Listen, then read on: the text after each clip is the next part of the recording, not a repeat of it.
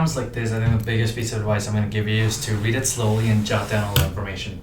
So if you look what I have up here, I've jotted down all the important information. The problem tells me it takes him 55 minutes and 2 gallons to mow a residential lawn, 85 minutes and 3.5 gallons for a commercial lawn. I want to make sure I understand the most important pieces that the problem's giving me, because if I can separate those out and break them into smaller portions, it'll make my life a lot easier. And now this next part is, I think, probably one of the more important ones. It's saying Sean is required to spend more than 280 minutes mowing lawns. So basically what that's saying is the time that he spends needs to be greater than 280 minutes. It's not saying at least 280 minutes, it's saying greater than 280 minutes. So that means I'm going to have the sign, it's going to open to where the time needs to be greater. And the next part it's saying is that he must, at most, he uses 14 gallons of oil. So he can use 14 gallons of oil, right? So that's why I have that greater than or equal to sign here. So this is saying whatever the amount of gallons of oil that he uses needs to be really less than 14. Because at max, he can use 14.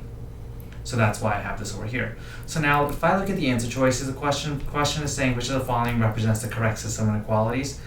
We know that the problem is saying R is the residential lawns and C is the commercial lawns. So if this dude, let's say that he spends 55 minutes on one residential lawn, so how many residential lawns there are? If there's 2, he'll spend 110 minutes and so forth.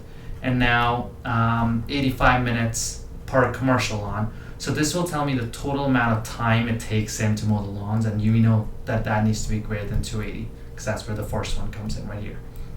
Now the second one, it's saying the oil that he uses. We know that he uses 2 gallons per residential lawn, and he uses 3.5 gallons.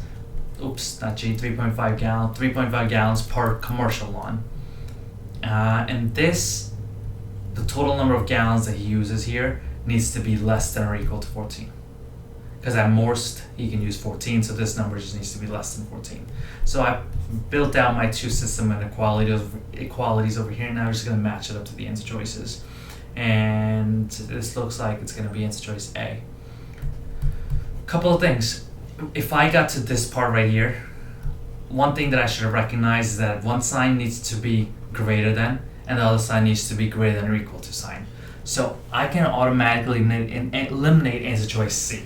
So if you can't get to A for some reason, at least try to eliminate some of the answers for yourself, so the probability of you getting the question right increases.